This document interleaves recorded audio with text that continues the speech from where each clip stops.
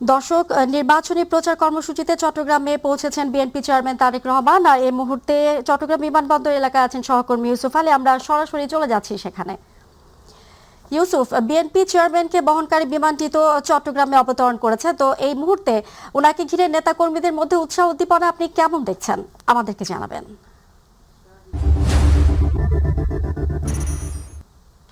আপনি জানেন যে আজকে এই যে আপনি দেখতে পাচ্ছেন যে তারেক রহমানের গাড়ি ইতিমধ্যে বিমানবন্দর থেকে বের হয়ে যাচ্ছে।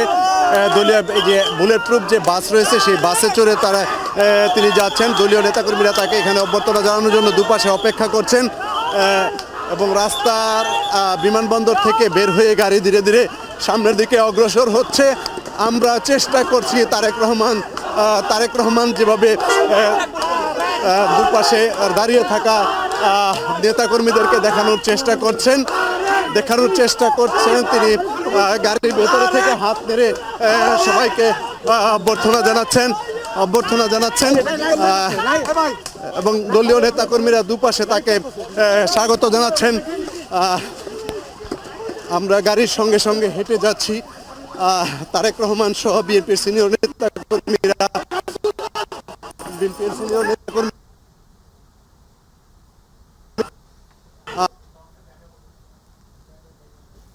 এখন যে হোটেলে রাত্রি যাপন করবেন সেই হোটেলে তিনি পৌঁছাবেন। তার সঙ্গে বিএনপি বিশাল গাড়িবহর রয়েছে। গাড়িবহরের নেতাকর্মীরা সামনের দিকে অগ্রসর হচ্ছেন।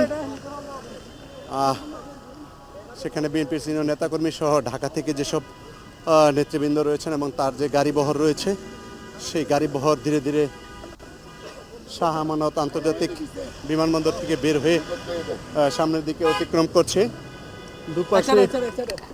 দুপাশে অসংখ্য নেতাকর্মী এবং গাড়ির বহর তারা সামনের দিকে অগ্রসর হচ্ছেন। আমরাও চেষ্টা করছি গাড়ি বহরের সঙ্গে সঙ্গে সামনের দিকে অগ্রসর হওয়ার জন্য। রাস্তায় শৃঙ্খলা ফেরাতে বিভিন্ন আইনশৃঙ্খলা বাহিনীর সদস্যরা এখানে সর্বাত্মক চেষ্টা করছেন। তিনি এখান থেকে যেখানে রাত্রি যাপন করার কথা রয়েছে সেখানে পৌঁছাবেন।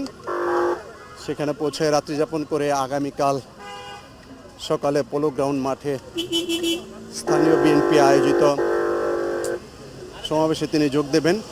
এটি হচ্ছে তার দ্বিতীয় নির্বাচনী সমাবেশ।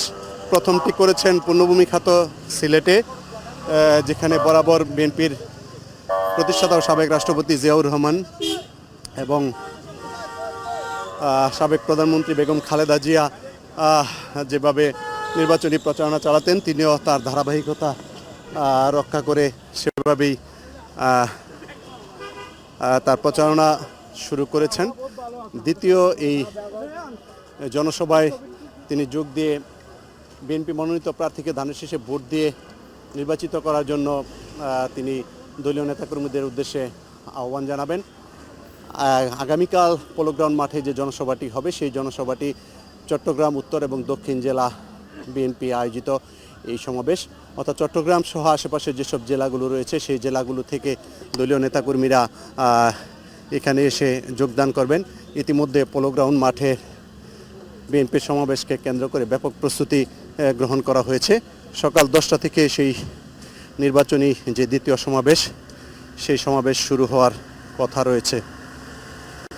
তিনি সেখানে যোগ দেবেন এবং দীর্ঘ 17 বছর দেশের বাইরে অবস্থান করার পর তিনি বাংলাদেশে আসার পর এই প্রথমবারের মতো দেশের বাণিজ্যিক রাজধানী খ্যাত চট্টগ্রামে তিনি প্রবেশ করেছেন এবং চট্টগ্রাম, কক্সবাজার, খাগড়াছড়ি, রাঙামাটি, বান্দরবন সহ আশেপাশের যেসব জেলাগুলো রয়েছে সেই থেকে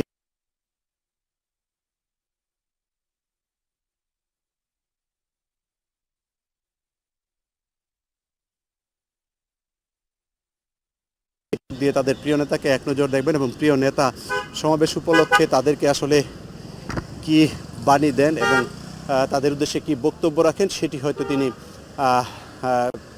সেটি শোনার জন্য তারা অধীর আগ্রহে অপেক্ষা করছেন। অর্থাৎ প্রিয় নেতা এখানে আসছেন তাদের নেতার বক্তব্য শোনার জন্য। এবং আগামী জাতীয় সংসদ নির্বাচন, যেটি ত্রয়োদশ জাতীয় সংসদ নির্বাচন, সেই নির্বাচনে যাতে বিএনপির মনোনীত প্রার্থীকে ধানের শীষ প্রতীকে ভোট দিয়ে বিএনপি যাতে ক্ষমতায় আসতে পারে, সর্বাধিক সংখ্যক আসনে নির্বাচিত করার জন্য তারেক রহমান যে নির্দেশনা দিবেন সেই নির্দেশনা হয়তো তারা পালন করার জন্য মাঠ পর্যায়ে কাজ করে যাবেন। ফজিয়া, হযরত শাহ আমানত বিমানবন্দর থেকে এই ছিল আমার কাছে সবশেষ তথ্য। ফজিয়া। ইউসুফ, আপনাকে ধন্যবাদ। দর্শক, চট্টগ্রাম বিমানবন্দর এলাকা থেকে এতক্ষণ আমাদের সঙ্গে সরাসরি যুক্ত ছিলেন সহকর্মী ইউসুফ আলী।